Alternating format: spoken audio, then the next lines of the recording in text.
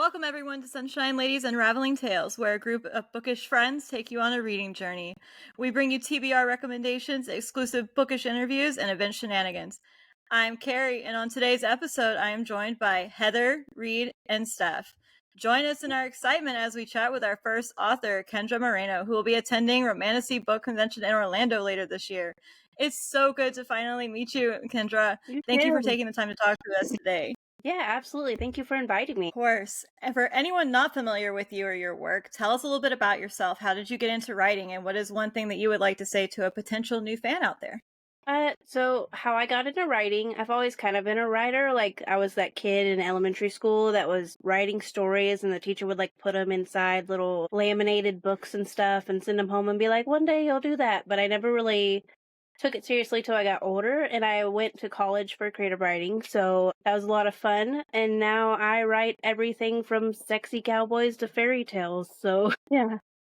So great. Yeah. You know, I have the same memory, and those small moments in growing up in school, I just they can last and they can stick with you. Yeah. I had the same kind of experience where a teacher Mhm. created a book for everyone to bring home, and it's just it's so great. Yeah, I think my mom still has it, I think, actually, in her, like, files. and Wow. stuff. That's so cool. All right, well, let's start off some fun with a quick disclaimer. Friends, this podcast is rated R. And to follow that up, we're going to do a fuck, marry, or kiss game rather than kill, because obviously you wouldn't want to kill any of your beloved characters. For No, sure. no. I appreciate that. So, Yeah.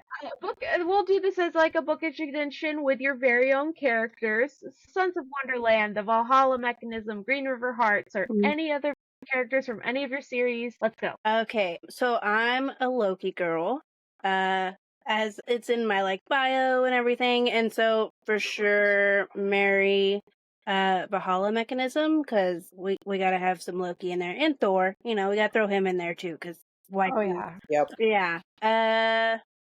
Kiss. Say Sons of Wonderland, because the Hatter seems like a good time.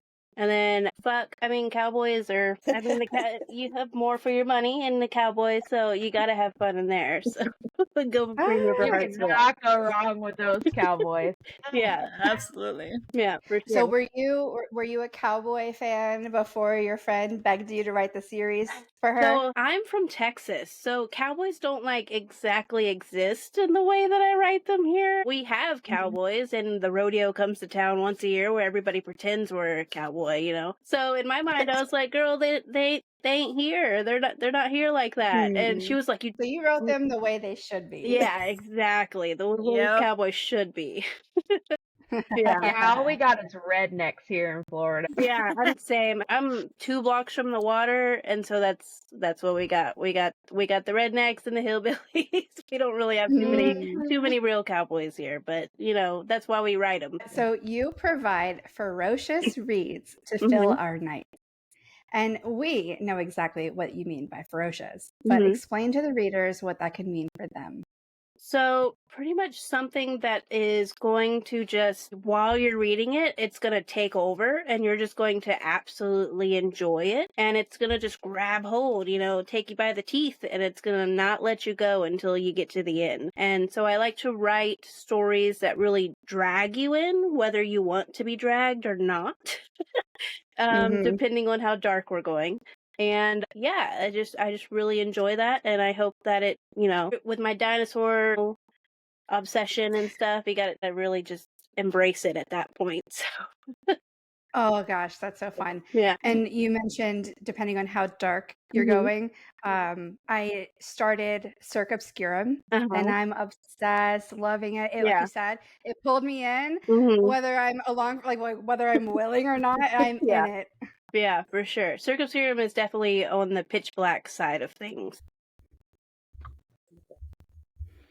All right. I'm going to read an excerpt from one of your books so that we can give a little look to the potential listeners out there. Okay. This is a quote from Mad as a Hatter. One of my favorites, actually. I read it and I fell in love with the Hatter. I absolutely love this book. So this one really stuck out to me. Never be sorry. He looks into my eyes. Not for me. Our world is in chaos. Every one of us suffers in some way, my mind. He taps the side of his head, is where I suffer. Inside my thoughts, there's chaos, insanity, fear. I cannot fight it, I cannot push it away. But inside all that chaos, there's you, shining bright, my own star to light the way and show me the path home.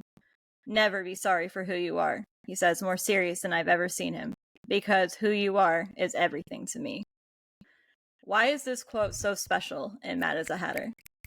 I think we all look at the Hatter as a certain, I think in every media we love the Hatter as he is. He's delightfully insane. But for a lot of us, it's, especially in my books, I write the theme of no matter who you are, what you have going on, what you suffer from, what troubles you find along the way, there's going to be somebody out there who looks at you and sees you as perfect, and you are everything to that person. And I like to write, in the darkness, we find the light. Love that. that. Beautiful. I want someone to talk to me like that. Right? We have the Hatter. For That's sure, beautiful. for sure. Mhm. All right, Kendra. So I just finished Barbed Wire Hearts. And going through some of those scenes, how do you create those? And then how many of them are actually like realistically possible versus fantasy? And then on top of that, what is your inspiration? Well, I'm sure there's some of them that are probably a little impossible, I would imagine. I mean, unless we're like getting into some yoga poses and stuff like that. Yeah. But I try to like make it as realistic as possible. Sometimes it involves like trying to draw a picture to see if I have all the parts in the right places, because as you're writing it, sometimes it's really easy to lose a dick somewhere. Like, you don't know where it's at. And you're like, oh no, he's watching from the sidelines. Oh no, he needs to be in there. And depending on how many guys you have in there, you have to really like try to get them, make sure it's my creative writing. Sometimes it's just like, so in the last book, 8 Second Hearts, I was like, oh, what can I write that would be we haven't seen before? And we got the mechanical bull scene out of that. And Yeah. Oh my God. exactly. Yes. I was like, I bet we can make this work. I don't know. I feel like it's possible, but maybe with some flexibility that I probably don't have. But If there are any bull riders listening to this, please DM us. I volunteer as tribute to be researched. That's all. now every time I see a bull riding video, it's the mechanical bull videos you see all over TikTok and stuff. I'm like, every time I see it now, never look at it the same. Absolutely. Yeah. That scene is ingrained in my brain forever. Great, for sure. And you mentioned Fractured Shadows, and I just have to say, the Snake Man was quite the surprise. I mean, there's a couple iconic love interests in that one, and I'm not going to say too much, but I definitely urge any romance readers who are looking for something surprising to read that one. For sure. I mean, once you go monster, you can't really go back, so... You know what? I have arrived very recently. I have arrived into the monster realm, and like you said, there's no turning back. You get all kinds. So at the time of recording this right now, you have 27,000 plus ratings on Goodreads, and every review counts. How does that make you feel? And what are your current goals as an author? And what are you looking forward to? As far as the ratings, I don't really go on Goodreads too much because it can be, I think that's the first place I ever got a review where it included memes and GIFs. And I was like, oh no, to like put the GIF to tell you how much they didn't like it. It's always great. And reviews don't really bother me too bad. I went to college for creative writing where you had to sit in a circle and everybody tear your stuff apart. So it doesn't really bother me. So I'm surprised that I have that many ratings. I guess I haven't looked at it in a while. But I read almost every review on Amazon and everything. If people tag me and everything, I'll comment on it. So I do see everything, and it makes my day every time. It means so much to me that somebody took the time to not only read my book, but then to tell everybody they liked it or not, whichever. I think my goals for the future, I just want to keep telling stories. I'm happy to just keep coming up with ideas that we haven't seen and hopefully tell them in a new way that we haven't partaken of yet.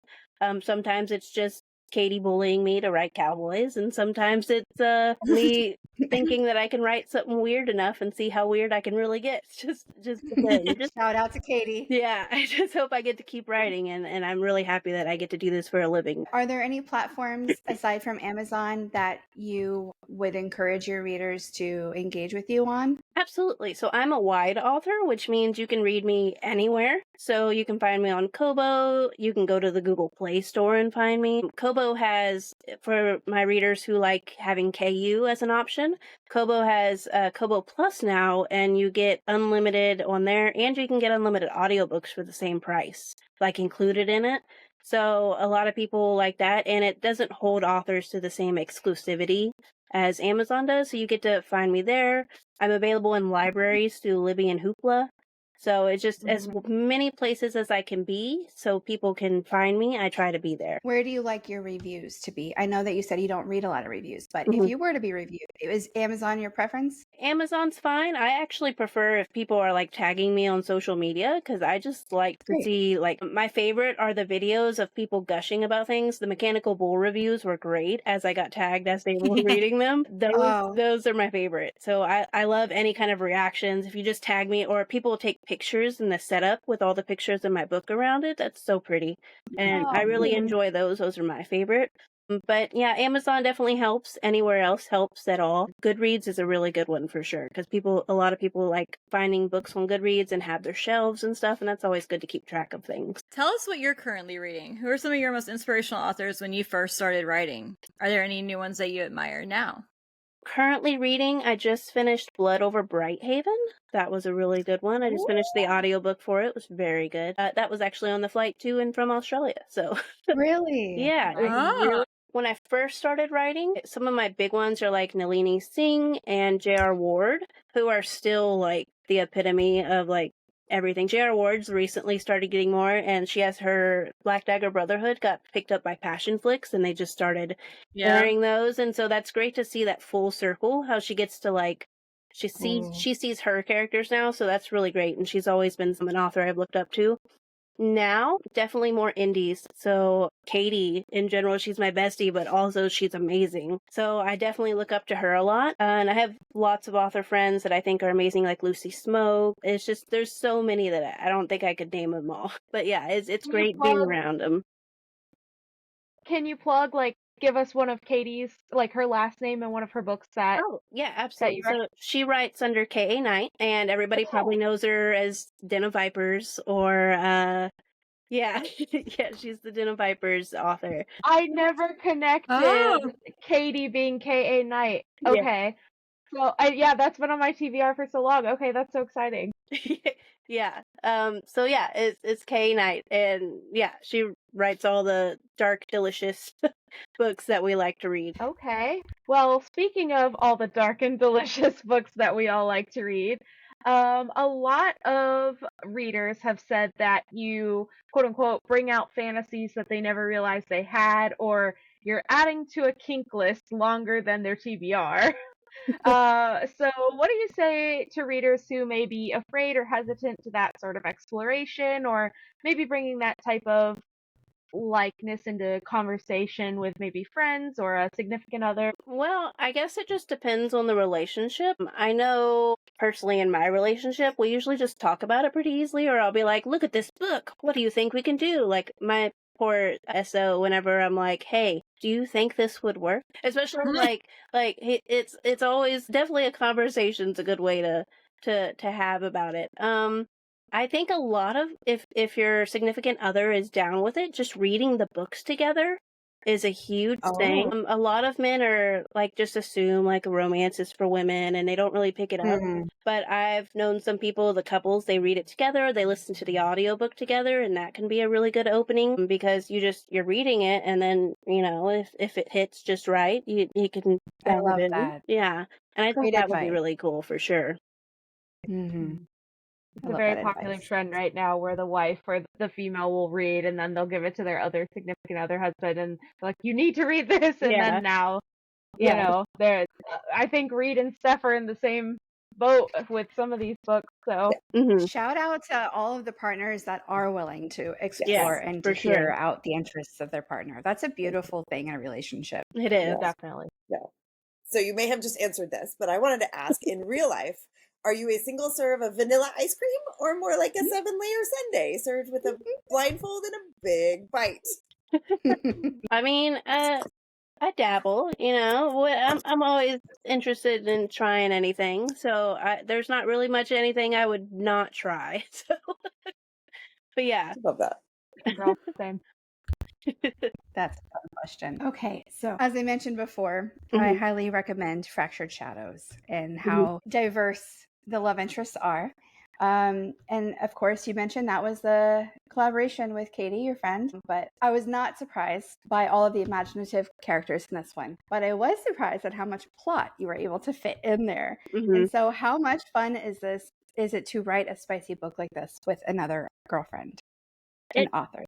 Yeah, it's super fun. Me and Katie are really close, so it's always just like kind of hanging out with your bestie while you're writing. And so we get on a phone call, and we'll be going back and forth, and I'll be like, "Hey, do you think this is too weird?" And she'll be like, "Of course not." and so she'll be like, we should go weirder. So full send.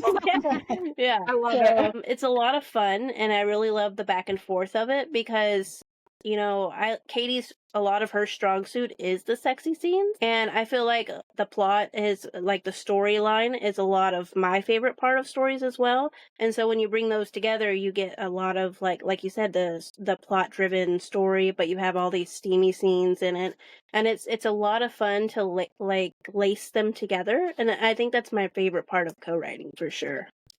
Well, bravo to the both of you for having such an amazing friendship and collaborating on awesome pieces. Yeah. Some good balance in there. All right. For a Kendra newbie, what would you suggest a reader start with from your collection? So if they're newer to steamy romance in general, I would suggest Mad as a Hatter because it's a little more tame. Okay. But if you're full send, I would suggest, if contemporary, Barbed Wire Hearts is probably a good start because it gets you into the gray side more than the dark side, and it's a good introduction point, I feel. But if you like paranormal, then Philomena and the Seven Deaths would probably be a good one, as long as you're into the dark romance, because you have a lot of my favorite things, like you have the Victorian era, you have Lovecraftian characters, and a lot of just fun goodness in there. Maybe some blasphemy, but you know, it's a lot of fun for sure. Philomena is one of my next ones that I want to read. It's a lot of fun for sure. Okay, so I've got a mini question before my next question. What do you call the people that, like, are your followers? Like, I know some people have names for them. Do you have one yet? I don't. So I write so many different genres at this point in steamy romance that at first, like when it was just the fairy tales, there was a moment where everybody was like, we're Wonderlanders, like, and stuff like that. But it doesn't really fit anymore because now we got cowboys and everything. So, but we should workshop that one. Okay, yeah, we'll think on that one. We got you. We'll figure it out. Yeah. So speaking of, I guess all of it leads back into my next question. All of the different worlds that you've written, which one is the one that you would most like to live in? Maybe which one's your favorite? Just overall, that's where I would be. Oh man. Actually living in it, I don't know, because I would like to say the Valhalla mechanism would be great, but that's like Victorian England, and you know, I enjoy having some rights. That would be nice. Right. Exactly, yeah. I am still female. Yeah. But like as far as like the steampunk vibe, I think would just be super cool to be a part of, just because I'm obsessed with anything steampunk or gas lamp. Otherwise, I mean, I think we would all love to run off to a ranch and, you know, and just live with a bunch of sexy cowboys. So the Green River Heart, absolutely, yeah. absolutely, and absolutely. That one feels attainable. So I mean, we get to that one. Yeah, 100%. Yeah. 100%. Just go to a rodeo, go find a bow, and then you'll find the rest. Heck of them. yeah, for sure. I mean, hey, we have the biggest rodeo here in Houston where I live. So like in the U.S., everybody's a cowboy at that time. So you just got to find the real ones, I guess.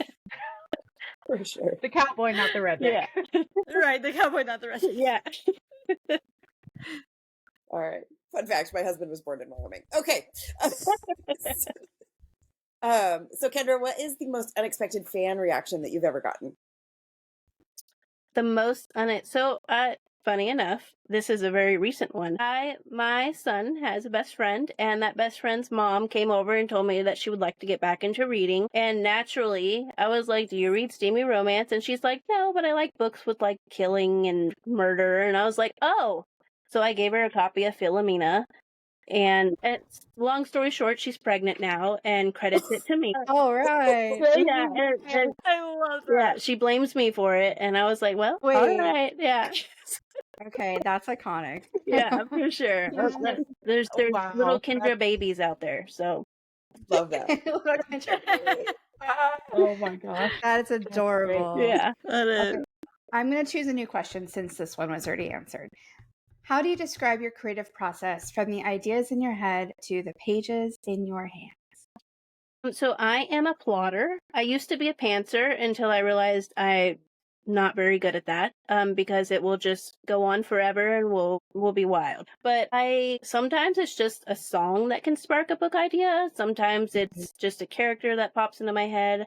And from there, I tend to write an outline. And from the outline, I write the rough draft, edit it, and then usually that's it. It depends on how strong the story grips me at that moment, how fast I write it. If I'm really in the zone and my kid's in school and whatever, I can write a book in 2 weeks if it really just Wow. cold. Yeah, it just depends. But I credit that to having an outline that I just follow. And I mean, that doesn't mean the story can't change, but for the most part, I know the major plot lines and stuff as I go.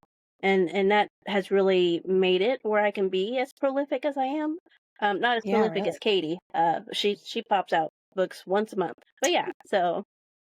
Yeah, Carrie and I were having a discussion the other day wondering, how is it that you guys are able to create so many great books so quickly? Yeah. Right. Awesome. Yeah. A lot of it's just my process. At this point, I've been doing it long enough that I know how long I need for writing, depending on how long the book's going to be, such as like Barbed Wire Hearts or those books are a little longer, so they may take me a couple weeks or a month. But Philomena's mega long. It took like 2 months to write.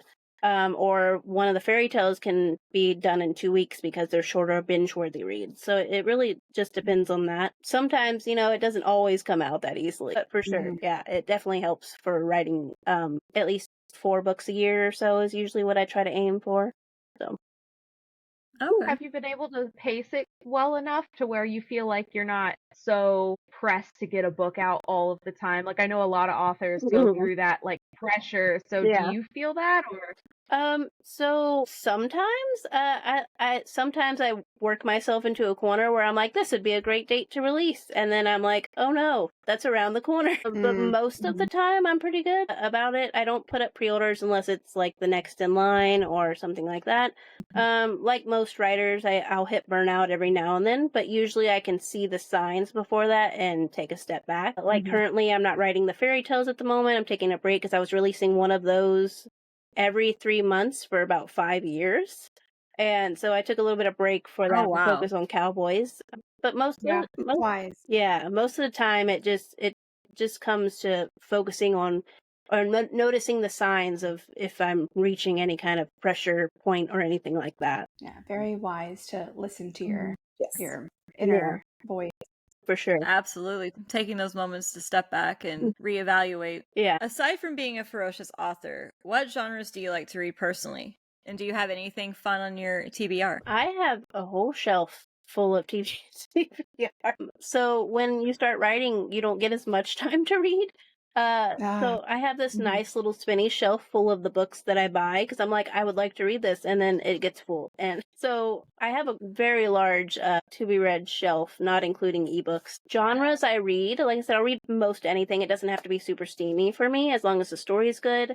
I will pick up like a lot of new adult books. I really love fantasy is some of my favorites.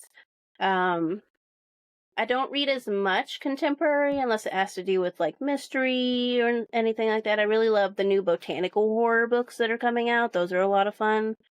And I try to broaden my horizons. I'll pick up anything. Me and my SO just recently got into Dungeon Crawler Carl, which is a lit RPG.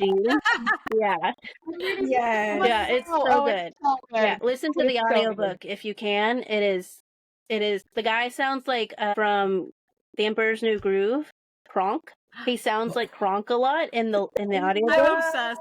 I am obsessed already. Okay. Okay, when I lay down to read more tonight, I'm turning that audiobook. Yeah, audiobook is top tier if you read it. So I like to read everything, which I love lit RPGs. So that's a genre that I'm looking at as maybe we'll get a Why Choose Lit RPG in the future. Who knows? Oh, dropping some tea. Oh my God, I love that. Yes. Very exciting. And we were just talking about that. A few of us in our book club are reading it. I know Heather's on it.